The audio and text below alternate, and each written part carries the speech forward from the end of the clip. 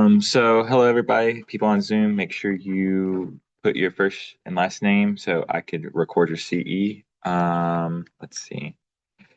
At the end, as always, drop number 1 through 5 to see how you think it applied to your case. And people here, you have your surveys. I can hear myself echo on my computers. Anyways, um, as always, I record your CEs, so this qualifies for 1.5 hours. We're supposed to get 12 hours by the end of the year. We have about, I want to say 20 people who are on track, 20, 30 people who are on track to get their 12 hours. And we actually have a few people that exceeded the 12 hours already in June. So on the emails, we talk about the all stars, and there's a list of everybody that is on track for their continuing education. But that's about it. So our speaker is Lana Brady. She is our one of our case supervisors. If you have her, she's great. So y'all are lucky to have her. And she's going to be talking about education and how to advocate for children when you go to the schools and working with the school system. But other than that, here you Okay. Like Lee said, I'm Lana Brady. I'm new at CASA. I have only been here since January. I spent 25 roughly years working in Texas public education. I'm proud to say I started as a high school English teacher and taught grades 9, 10, 11, and 12 and loved it dearly with all my heart. I also worked as a curriculum director, a instructional coach, a reading specialist, an assistant principal. So I kind of ran the gamut of things you can do at school. So this is a second career for me. And I will say I feel privileged to get to do this. We do good work at CASA. You guys do good work at CASA, and you volunteer for that, which is amazing to me because this is a commitment. So thank you all for being willing to do that. And part of what we are supposed to do is advocate for our kids in school as well. And school is in my wheelhouse. I know one or two things about it. Um, I did just a little PowerPoint. I'm not a PowerPoint guru. I also have been told by my loved ones that my personality is wide open. I just talk. So if you have questions, just say, hey, shut up and listen. I have a question. But this is all just basic stuff about school and how it works and who to contact because there are people on campuses who know what you need to know and they need to know what you know about your kids so that we can collaborate and work as a team to do what's best for these kids. Because I know most of you probably are parents. I'm a parent. And I was telling one of our volunteers on the way in that as a parent, I was a strong advocate for my kids in school, even though they made good grades, they didn't get in trouble, they, did all the things. If I felt like they weren't getting what they needed, I advocated very, sometimes too strongly, maybe, for them. So that's part of what we do here because these kids don't have people in their lives typically who do that for them. So this is just a quick, basic just discussion about education. When you get a case, let me see if I can work the clicker, Lee. I can't. I'm going to show you just a quick clip, a quick video. My mind is kind of a place of chaos. Sometimes, if you've talked to me for more than 10 minutes, you probably have realized that about me. I think about all the things at one time. I am not a linear, logical thinker to most people. So when I get a case, when I work a case, there are all these steps that we have to go through and all these things we have to do. And I think of them all at one time. And I feel like I am at the top of a steep hill, a slide, an incline, or whatever, a slope. And I have to work, and do all these things at one time to get down to the bottom. But I have learned over all of my years in school that we all get there in our own way. Your way that you get there is not going to be the same as mine. And one of my coworkers next door is the most organized, logical, just she has all the ducks in a row. And I know she probably thinks, what in the world are you even thinking sometimes? But this is a video, and Lee, you may have to show me how to start it. This is my youngest son, and he would die if he knew I was showing y'all this video. He will be a junior at the University of North Texas next year, and he works in an after-school program. He is not an education major, says he does not like kids, but he works in an education at I'm sorry, an after-school program. This summer he's doing like camps there, and he has to go on field trips, which Lord have mercy. A field trip is not my best day. So this is him, and this is the way I sometimes feel when I start a case. This is him at the very tip top of this slide. And his kids are at the bottom, and he has to get there.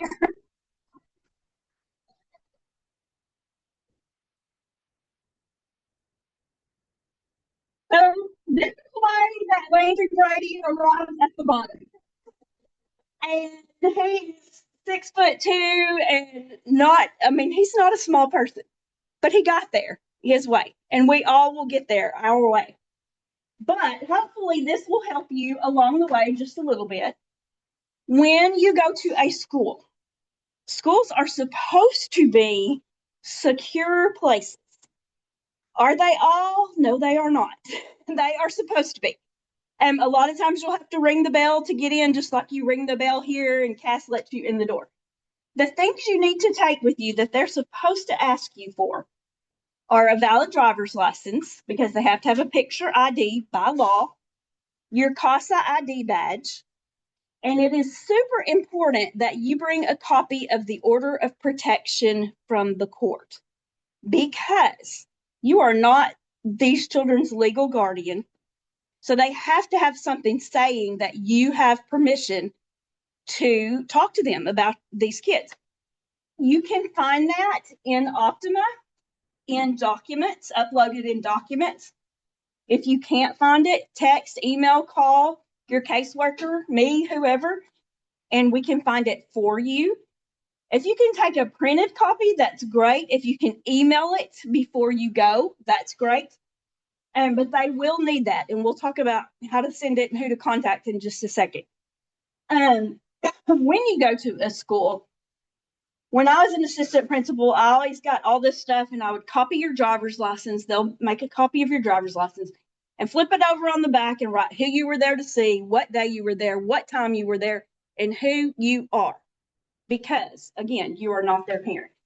So it's always handy if you don't mind giving the front office at a school your contact information as well, just in case they need it. If you don't want to, that is fine.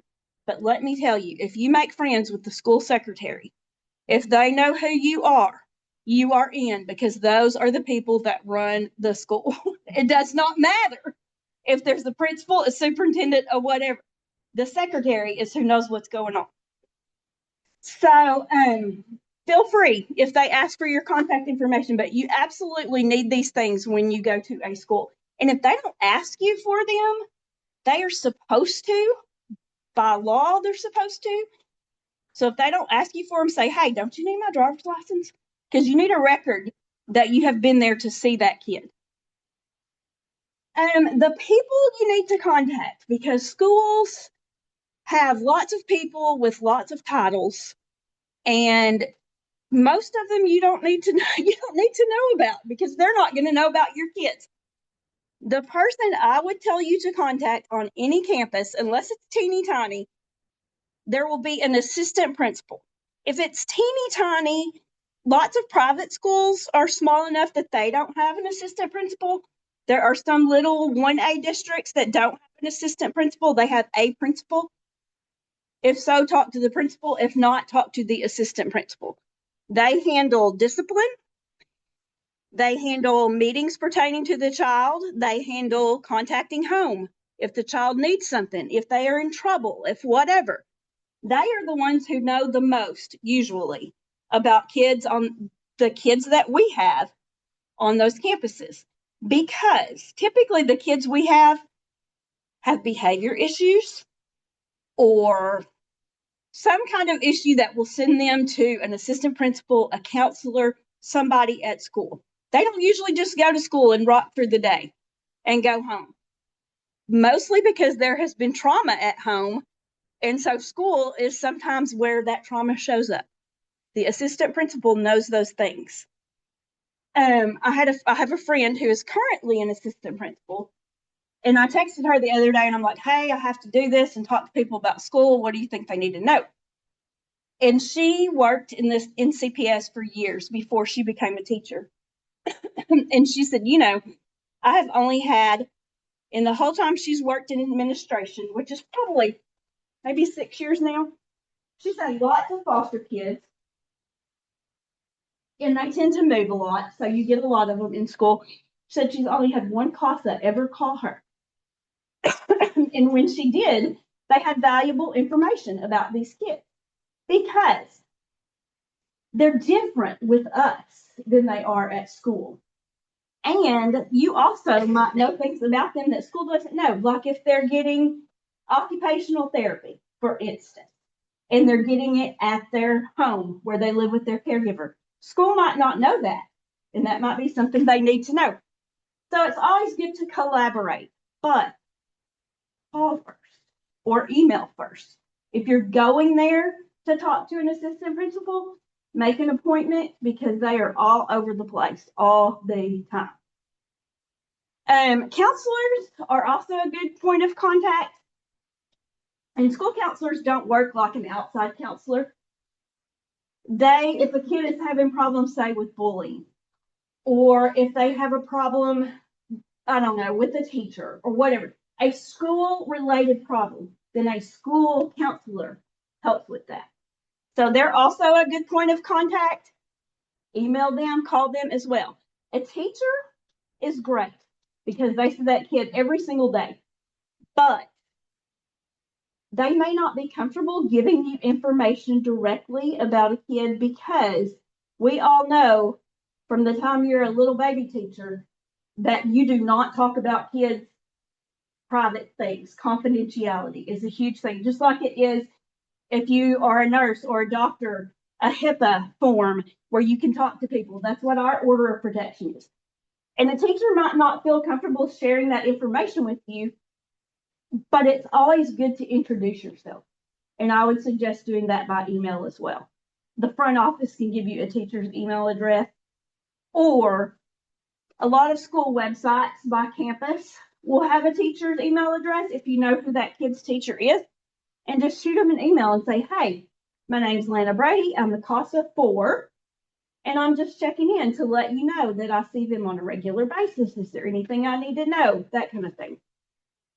Lana, can I ask a question? Yes, ma'am. I've been a CASA for a long time, but I need a child. Mm-hmm. Is there a, okay, in Abilene, where I was a CASA Mhm. for many, many years, you could look on the website, and so there have been multiple times that I would say, "I am so-and-so's CASA," Uh-huh.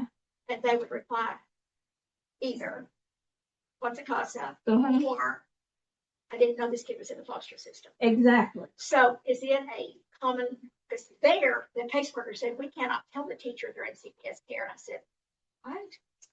So I just wonder, how does that work here? The way that usually works is the office won't come to you directly, and or if you're a teacher, would not come to me directly and say, "Hey, so and so is a foster kid." But all schools use a program, use some kind of program software. Most schools use what's called Eduphoria, and a kid's demographics are in there. And when I say demographics, I mean like their ethnicity, their grade level, their age, if they are in the care of the state.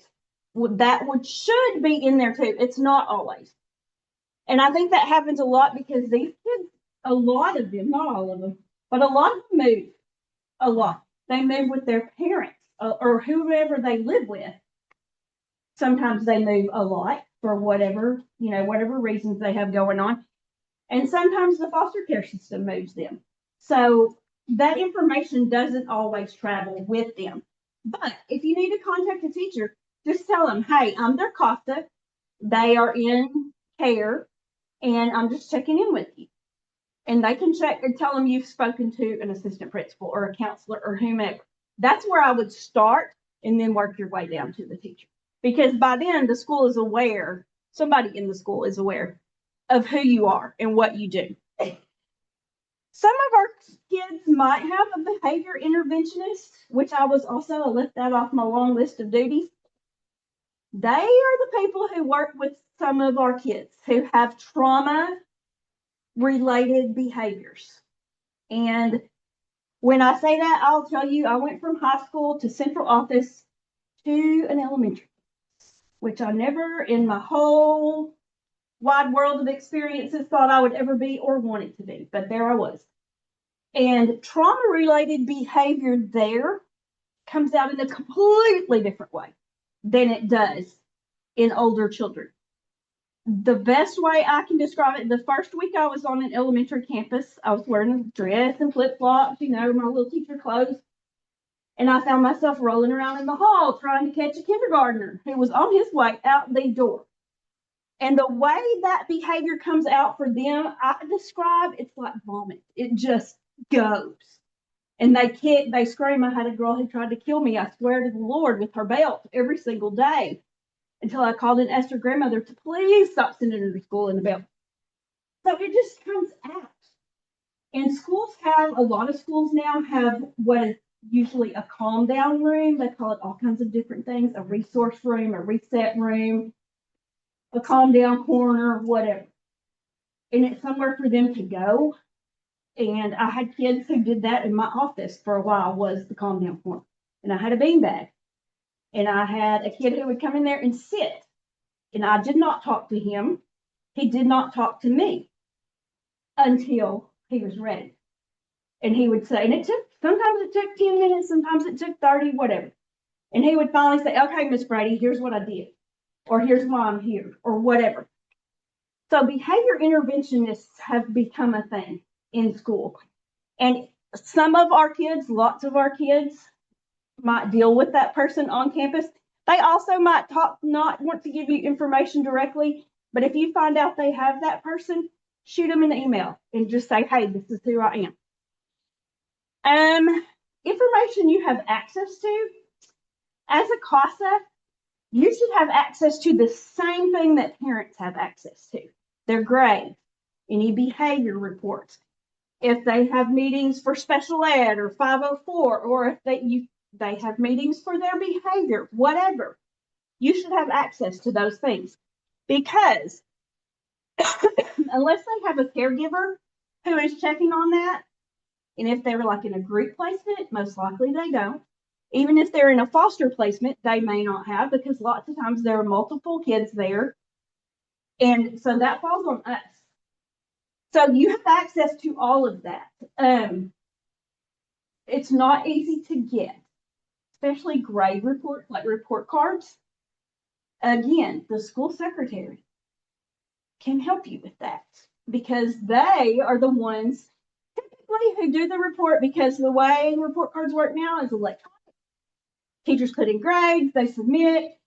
The school secretary is the person who checks all the boxes and makes all the report cards either printable or emailable or whatever. So they have access to that. If they know who you are and they know why you want that, they are a person who can send that to you. So be nice to the secretary. They might not always be nice to you because they do a lot of stuff, but be nice to them.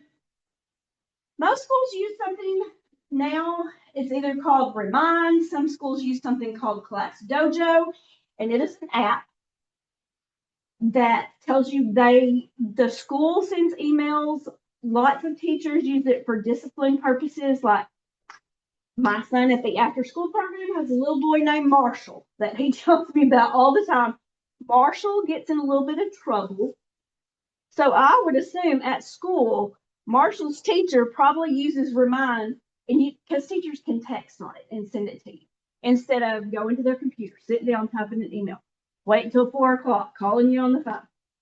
They can send that to you. And the secretary, again, will have instructions for that. Their teachers will have instructions for that. Usually the AP will, and like everybody knows how that works on a school campus. I will tell you, You will get lots of remind notices. So if that's something you don't want, it's okay. You don't have to sign up for that because you'll get notices of field trips, of extracurricular activities, of special days at school, of if Marshall got in trouble today and needs to be talked to by at some point. But it's a good way to keep up with things without actually having to go to school or call school. And schools don't send notes anymore. Like when I was in school, like little elementary school, they still pinned a note to you. Um, and even when my kids were in school, they put notes in folders. Schools don't really do that anymore. This is the note. Remind is the note. So any questions about that so far? It's pretty easy. It is. I don't know if Lee printed them out or not. I don't think. Wait a minute. I used lots of color. I used lots of color and lots of ink, and so I should have made a little. If you have a special needs kid, you need to get with the school nurse. Yes, and this is Christy. She's one of my volunteers, and she is a volunteer. She's a nurse, and she works with a special needs child who has medical needs. The nurse knows about that, and the nurse needs to know you. If and just let them know who you are, and they can let you know if there's anything at school going on or anything they need at school, because those medical supplies that some kids need are not easy for a caregiver to get all the time. And you may have access to get that. You can call your case supervisor and ask. We may not. A lot of things are so specialized we won't. But schools need supplies for those kids. We already contacted Steve before they let out. Yes. So that they know she's coming. Yes, sir. So they can be getting ready. You said something a little earlier that I wanted to follow up on. It had to do with, as volunteers, we may have information that would be helpful to the teacher or the principal. Through our training, we've been cautioned often not to share information with anybody. So I would like some examples. That is a good question. And I meant to talk about that. So thank you. When I say share information with them, I don't mean all the gory details of your cases. And there are teachers and people who want all the gory details. And if they want them, a lot of times there are people who share them. So when I say share information, I mean that they are in foster care. If they receive any kind of services at home, like occupational therapy, physical therapy, speech therapy, if they see a counselor outside of school, that kind of basic stuff.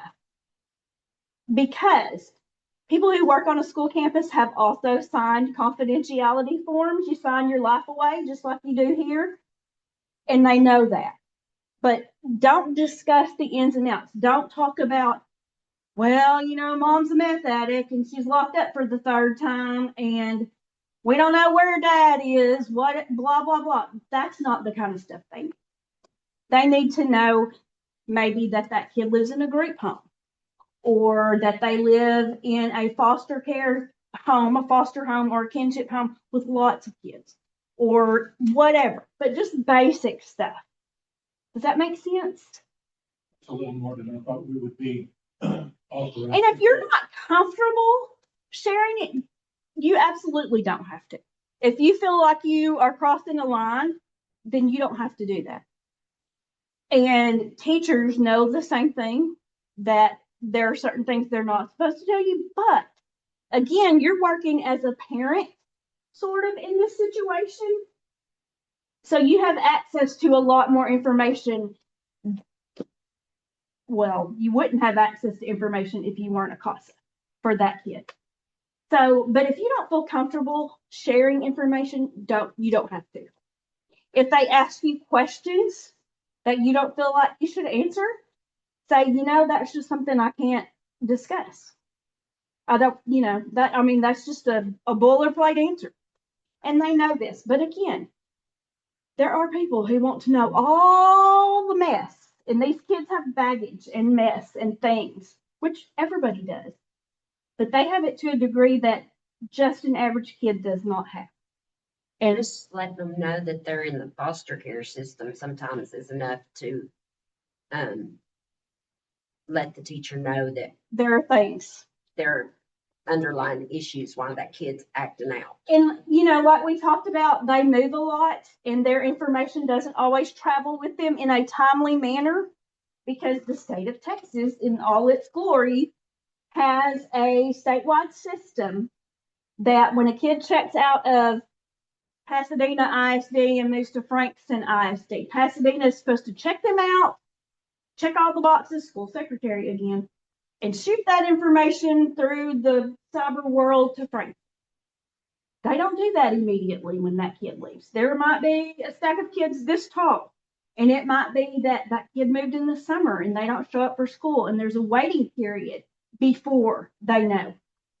So just knowing that they're in care is sometimes, yes, a need to know kind of thing. And if that information does not arrive in a timely manner, or if the people in the office, like the AP, the counselor, the whatever, don't take the time to look into that. But especially if you go to a smaller district, if you have kids in a smaller district, usually people on those school campuses know who are foster parents. And so they will know that when Miss So-and-so checks a kid in school, they're foster. But also sometimes those kids need things that the foster placement is not able to provide that we may be able to help with. A teacher may know that. They may need school supplies that they didn't go home and say, hey, Miss So-and-so, I said I need this, but we have in our room down there by the box pool. So just that kind of thing. But if you don't feel comfortable, say no, because you can always tell them no. Special education in 504 don't mean things to people like they mean to teachers, but there are differences, slight differences. What you need to know is they are provided services that are required by law if they are a special education or a 504 student. Special education, they have ARD meetings. And I know some of you have heard about ARD meetings. If you have a special needs student, if you have a student who has behavior issues, that's handled under special ed. They have yearly ARD meetings for those kids. Special ed offers modifications is an easy way to remember that. They modify instruction. They change it to fit what that kid needs. They may have me for reading, and I may be in the 6th grade and they read on a 3rd grade level. They're not going to keep up with the rest of my 6th graders, so they might go to a resource room to work with another teacher for reading. Or somebody may come into my classroom, because that's another idea from the state of Texas that started probably 10, 12 years ago, called inclusion. Because when I was in school, special ed was its own building. And kids who were in special ed went, you might never see them. Which I don't think is great. I don't know the best way to handle special ed because by its nature, each kid is different in special ed. Even more different than just an average kid. But now they do inclusion where somebody might come into my classroom and it can be very distracting to kids and students. And they might go and say, are you working on this? Do you understand this? Meanwhile, you're down here trying to get your work done, so it's a whole big thing. That is special education. If a kid has a BIP, you may hear about a BIP if you go to an ARD, behavior intervention plan. Those are the kids who have a behavior intervention, who go to the calm down corner, and they have a plan, a whole plan. Sometimes it is pages long of things that need to happen if they cannot control their behavior, if they need help resetting their behavior. That is handled by special ed. That's special ed in a nutshell. 504 is different. 504 is what I call common sense things. If you have a teacher who uses common sense, and there are some left, not all among us have common sense, but if you do, 504 is official, but it's common sense kind of stuff. Like I have a kid, the kid on the slide has ADD. He's not hyper, but he'll sit there and you can see it on his face. He's working, he's working, he's working, he's looking. And he's looking. When he was little, I'd say, okay, Landry, it's time to do homework. Go to your room and find a pencil. If you tell him pencil, paper, backpack, he's going to come back with one thing. So one thing at a time. And 25 minutes later, he comes back and I'm like, where's your pencil? Oh. That kind of stuff is 504. He may need extra time because his mind wanders and he's not on medication. Or he may need reminders to stay on task. Is that something you would ever think would be in an official plan for a kid? Because most of the time, listen, when I was in third grade, I had a teacher who would come by and knock on your desk or walk on your desk with a yardstick or whatever. That was your reminder to stay on task. Now you go by and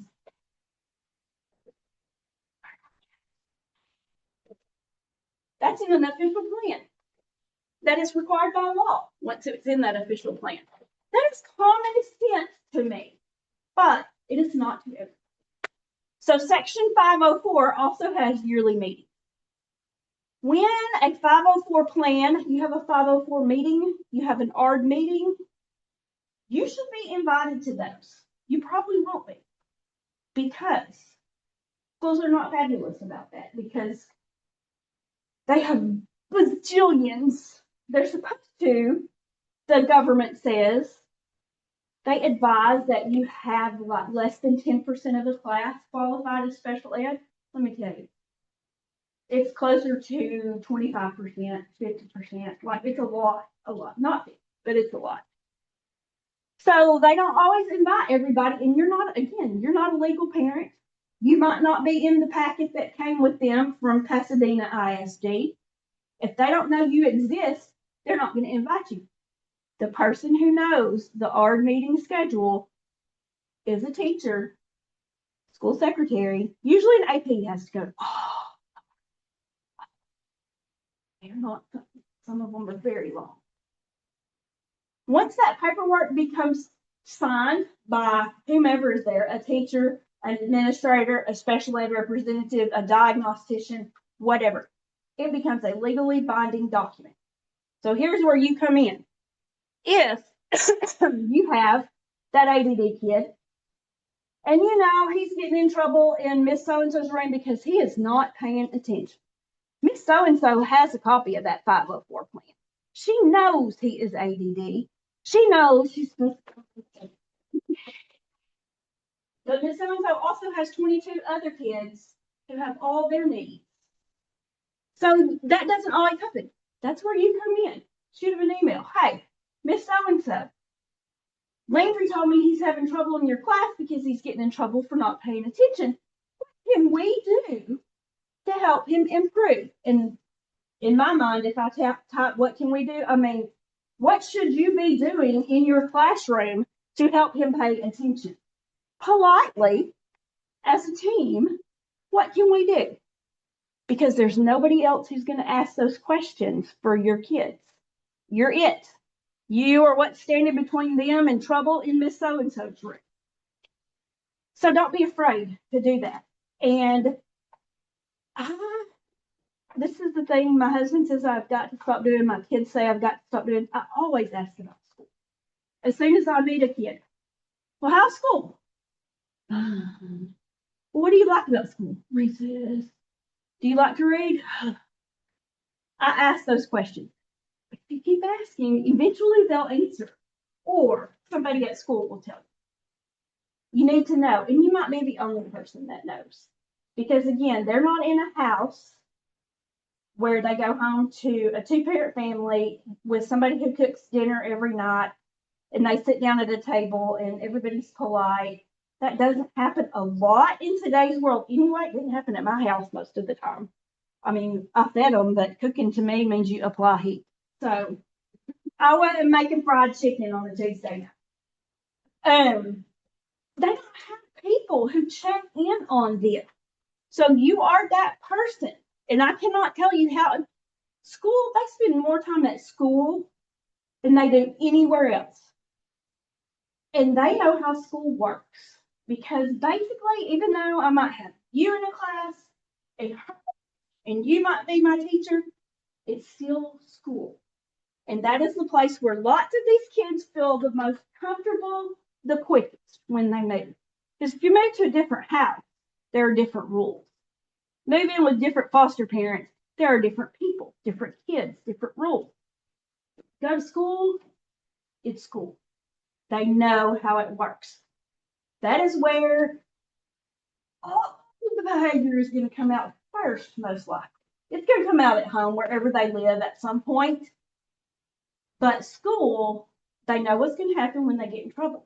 If they don't do well in Miss So-and-so's class, Lee, tell me if I need to shut up. If they don't do well in Miss So-and-so's class, they know somebody's going to come get them and take them to a calm down room, and they're not going to have to stay in Miss So-and-so's class. Or somebody's going to come in there and help them with what they need help with. I had a kid who was in pre-K. He was 4. My favorite little boy in the whole wide world. He had a speech impediment, cute as a bug, trouble. I drug him out from under tables, and I caught him running down the hall. At that time, I worked on a campus that had a principal button, and it was a little black button. And they hit it, Miss So-and-so, the principal to so-and-so's room. He knows that button. So one day I'm in the office, I'm walking through, and I hear the button, and I see it's her room. I think, 8:15.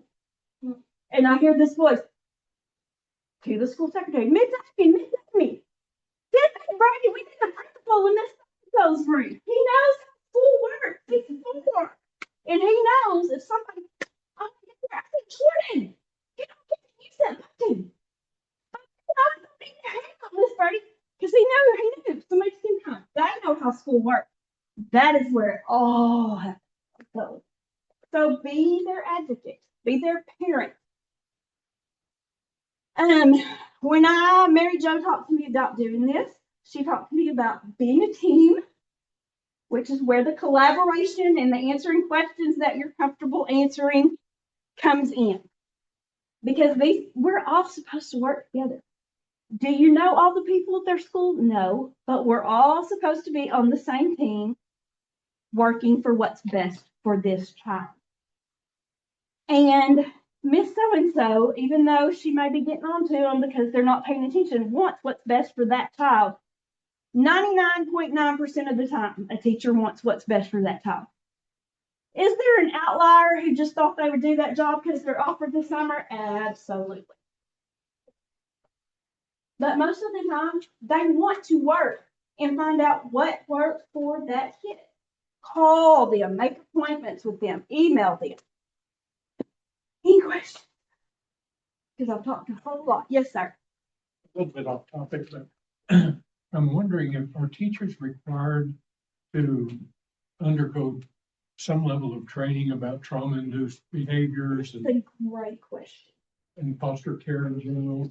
They are not trained about foster care. When you take education classes, they tell you a little bit about that. They don't tell you you're going to be rolling around in the kindergarten hall in your dress trying to catch a runner, because you hear on the intercom, we have a. But the last campus I was on as a principal, we did a book study on the trauma-informed classroom, because the answer to that question is no, not unless they seek it out. At the beginning of the year, whenever a kid enrolls, they have everywhere I've ever been on God's green earth as a teacher, there's a red folder, a red notebook that's special ed or 504. And a teacher gets that and they have to sign for it, saying, I have this special ed plan, this 504 plan, this behavior intervention plan, and I know about it, and I know this kid needs this. But that's it. There are behavior interventionists who are trained in that. The AP and usually other administrators on a campus do what's called crisis intervention prevention training, where you learn how to restrain a kid if they are trying to kill you with their belt, or how to calm them down if they need it. I had a kid who was this tall and he, again, had a speech impediment. and would stop the spoon and say, "Go back to your office, short stuff," even though he was this tall. I would say, "Hunter, I'm gonna go back. I'm gonna stay here with you," because we had to clear out the whole classroom because we're having to sit. But just teachers are not as trained, but they know about it. Because we've all had behavior kids, special needs kids. But you can help if you know things about that kid that you know they like, or that will calm them down, or people that in their lives that they can talk to. And your school nurse is great. School nurses say the kids, listen, you would not believe the number of kids who take medication and see the school nurse every day. Sometimes I had to be I called myself the pill pusher because I would go to the office. If the nurse wasn't there for some odd reason, I have no medical experience. I was the person who passed out the ADHD medicine. I know, isn't that alarming? And kids know when they go, what time they're supposed to go, and they would come get their medicine, and I would sign the little form saying I gave it to them. So school nurses know things too. That's the person that a kid, if they have a medical need, they feel most comfortable with the school nurse. And the nurse is only going to tell you so much about a kid, but the same as you will tell them, but they know. And I had a situation about a year and 2 years ago. And we had a kid that was, he had meltdowns and he would hurt you. I got bit and hit. Yes. And so one of the aides was restraining him a certain way that how she wasn't supposed to. And you're there to help show them how to properly restrain. And I'll tell you, sometimes you catch them by the tail of their shirt and you hang on for dear life. Yeah. Do they teach you that in crisis intervention prevention? No. But am I going to let Noah out the back door to run home? No. Yeah. Is he back to them? Yes. Because you have to restrain that child to keep from hurting himself, but you don't want him hurting. Yes. And that's another. If you have a special education kid, not a lot, some of those kids have an aide on campus who is assigned specifically to them, a one-on-one support, and they know about that kid. And they usually will know if they're in foster care because kids talk to them, because they're the ones who help with the work, who come get them when they need to go to the calm down corner, the reset room, the whatever. That is their person. The way you can support school efforts, be aware of struggles that kids have. That's why I ask those questions. If you get a report card and you see that they're always failing math, can I help with math? Lord, no. But I can suggest to them who they might go to. Hey, have you talked to your teacher about getting some more help in math? Or hey, do they have tutorials at your school during lunch or after school or whatever to maybe get you some help in math? Hey, Miss So-and-so, I see that Noah has failed math for 5 out of the 6 weeks. Hopefully we'll get to it before then, not always. Where can he go for tutorials? Nobody else is asking those questions. Become aware of things they like. And usually they like more than just recess. But not always. I always ask those questions and they might say they love math. And I say, oh, good for you. I hate it. I'm terrible at it. I love to read though, but good for you because you can do something I can't. You are good at math. I had a kid the other day that I went to see who just finished kindergarten. And I tell Amy, my boss, all the time, I'm like, oh my God, they're so cute. I would take them home with me. She says, stop saying that. You can't take them all home. She tells me that all the time. And so I said, hey, you just finished school and I heard you did really good. He told me I looked like his teacher because we had the same hair. He asked me how old I was. And his sister, who was sitting there, says, sure. He said, how old are you? And I said, 53. And he said, ooh. And he said, I said, what do you like at school? Numbers. I said, well, how can you count? Listen, I should not have asked that question. But he was so happy to tell me he could count to 100. And I listened to every number. And I said, good for you. You like numbers. I'm not good with numbers. So anything, if they are good at something, if they like, even if they're not the best, If they like it, reinforce that, because sometimes there are not a lot of good things in their life, and there are not a lot of people reinforcing what they're good at or what they like. Ask about people at school. That little boy, I know his teacher is Miss Keys. She teaches kindergarten. I know what campus she's on because he loves her. If they have an aide, I know that Miss Keisha is their one-on-one support and they love her. And Miss Keisha is the person who can come get them and walk them around the school, take a stroll every day at 12:20, because that's when some people's behavior intervention is that Miss Keisha comes and gets them every day at 12:20 and walks around the school building. They get out, they get away from Miss So-and-so for a minute, they go back in their bed. And they may tell you, oh, yeah, I walk with Miss Keisha all the time. And you're like, what the what? Why are you getting out of school to walk? But okay, you love Miss Keisha. Great. I'm so that person. Encourage them to participate if there are academic initiatives going on. My favorite thing in the whole wide world are books.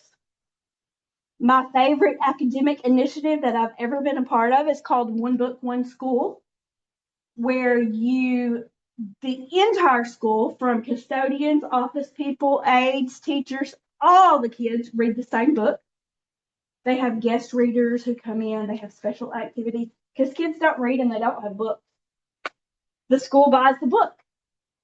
Encourage, if you know there's something like that going on, there's something called reading counts where they get prizes for reading a certain number of books.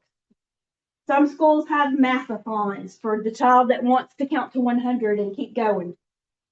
Encourage them to participate in those things because you never know what's going to light a fire for them. And there might not be, again, anybody else encouraging them to do that. And schools have so many special days. Elementary schools have so many special days. The people or the place where they live might not always be aware of that. Remind will tell you if it's going to, because listen, they celebrate everything at an elementary school. I don't know if you have children, grandchildren, nieces, nephews, whatever, who have talked about the 100th day of school. At an elementary school, that's a whole big thing. We do projects with Fruit Loops, and we wear gray wigs, and we walk with the walker, and we wear girls' moo, and it's a whole big thing. Our kids don't always get to participate, which are simple. Well, for some people, I was always a last minute person digging around in my closet to try to find a Hawaiian shirt for Tropics Day or whatever. If you know they're having something like that, if you can help with it, help with it. If you can let the people they live with know and they can help with it, because, and that's something that's so simple to adults, but if you're the only kid in Miss So-and-so's second grade class who didn't get to dress like an old person, people might not notice. And if your Miss So-and-so is a really good teacher, or if you have assistant principals, or you have people on campus who might have 150 gray-haired wigs that they just pass out to those kids, because there's always somebody on the campus who does that. If they know, shoot, I know he's not going to have anything. One shirt that's going to fit my kid and this kid. But if you know that, try to help them if you can, because that's one more way you can make them feel important and like they're a part of something, because they are left out a lot in things like that. And that breaks my heart into a million bajillion pieces about our kids. And I was one of those teachers who had stuff, all kinds. I was like, oh, well, they were like, Miss Brady, do you have anything? Tomorrow is on high school. It's homecoming week. Tomorrow is Team Jersey Day. Do you have a jersey? No, I don't have a jersey, but I might have a Kansas City Chiefs shirt. Well, I don't like them. Listen, I'm not your wardrobe manager. But if you can help with stuff like that, help, because they need it. They don't have it. It's something that's so simple that most of us probably did for our kids or grandkids or nieces and nephews or kids we might have in the future. But they don't have that. If they ask, and this is a biggie, if you have big kids from 7th grade on, and they ask you, even little kids who play baseball when it's 9,000 degrees outside, that's my least favorite sport. sport because of that. And it's boring. But if you have kids who participate in stuff and they say, hey, miss, I'm getting to play patio this weekend, and I'm like, isn't it great? B team football. And we're playing in the middle of nowhere at 8 o'clock on Thursday night. Can you come? You can't always come. And personally, I would wait for a home game that's closer. But if you can be that kid's cheerleader, if they are 5, I have a kid who lives in Orange, Texas. I don't know if y'all know where Orange, Texas is, Southeast Texas. My aunt lived there the whole time I was growing up. I have lots of fond memories of camping on Cow Creek with my whole family. Orange, Texas, he is playing Pee Wee football. And who do you think he asked to come watch him? Will I go? I'll do my very best. And it'll be fun, and I'll be so happy once I get there and I see him, and they see you, and they're like, oh my God, I have a person here. Because they don't have parents who go, knuckles who go. Because a lot of times those people don't get to see them unless it's supervised, if they see them at all. And a football game is not supervised visit. So if they ask you, and you can, if you don't mind going to a track meet on Tuesday night that's not going to be over till 11 o'clock, carry on with your bad self and go watch them. Because they don't know what they're doing. So those are just ways that you can support kids and what's happening at the school. If you do have kids who are in band, who are football players, who play baseball, who run track, who do powerlifting, who play basketball, a coach knows a lot. And a lot of times that's the person that kid connects with because they see them a lot. And if so-and-so is a foster kid and nobody's going to come pick them up at 11:30 on Thursday night, who do you think is going to take them home? That coach. Are they supposed to? Absolutely not. Do they get to leave that school before that kid gets picked up? Absolutely not. So who's going to take them home? So they know things. They say, hey, you live here? Who do you live with? Okay, well, I think you live here. Give you a ride home. They know that. So if they play a sport, if they're in band, if they're in orchestra, if they're in choir, if they're in art. My oldest son is an artist. Don't know how he's going to make a living, but he's an artist, and he loved his art teacher. And I feel like he goes to what I call a bougie, expensive private school in Nashville. And when he's a beautiful writer, he says I was the best English teacher he ever had. And I told him if he ever gets published like a book, he needs to say that in the front, please. He writes beautifully. He sent me this paper home that he wrote, and it said him and his brother were raised by free range parents. I'm like, what the heck does that even mean? I walked you out every morning and frozen waffles and drove you to school and picked you up after the ball games. What do you mean free range? He's like, well, and now 4 years later, he doesn't even remember writing that, but I remind him because it hurt my heart. He said, I just mean y'all encourage us to think for ourselves, which we did. You like that music? You be listening to it. But you know what? He plays all kinds of instruments by ear, and he writes music. So go on and listen to it. Just don't tell anybody. That's what he means by free range. But he also had friends who didn't have people who went to their thing. And solo and ensemble contests where you don't even get to listen to them play a song. And they ask you to come. So if you can do that, just be there for these kids is the most important thing. And I know they tell you in training, and if Amy, who is the program supervisor, spoke to your class, I know she told you just show up because people don't show up for them. School people do, because school people are like you people. They know about these kids, and they know, oh, they asked me to go to this ball game. I know nobody else is going to be there. Gotta go. Take my whole family and feed them from the concession stand and watch football because I'm their teacher. If you go, you don't take your whole family because that's the whole thing. But I did as a teacher. Teachers do that because they have that heart like you have where we want what's best for kids. And it is a privilege to get to be that person for a kid. And you are a person because in our program here, we sit with these kids for the duration. There are kids who have been in care for years. my coworker across the hall has a kid that she's had almost 5 years, 6 years. And he's almost aged out of care. He wanted to give her his same picture because he didn't have people to give it to. And that breaks my heart into a million pieces too. And you know what? She has it framed and it's in her office. Because that's the kind of heart people have who do these jobs.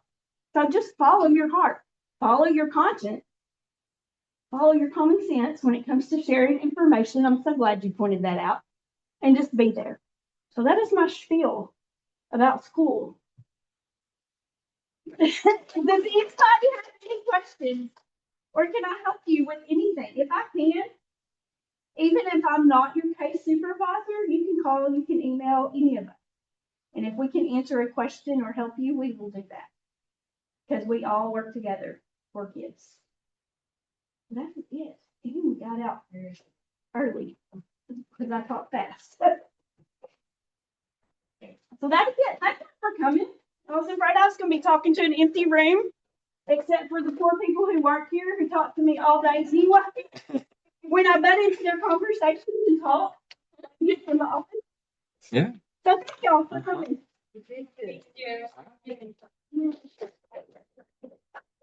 All right, thank you so much, Lana. People on Zoom before you leave, just make sure you give your number out, and also if you didn't put your first or last name before you leave, just do that. People here, just do the survey, and then you can just leave it at my table by my computer, and I will pick that up. Make sure you sign in so you can get your CE, because I guarantee you I will not remember who was here, because it is a Wednesday after all.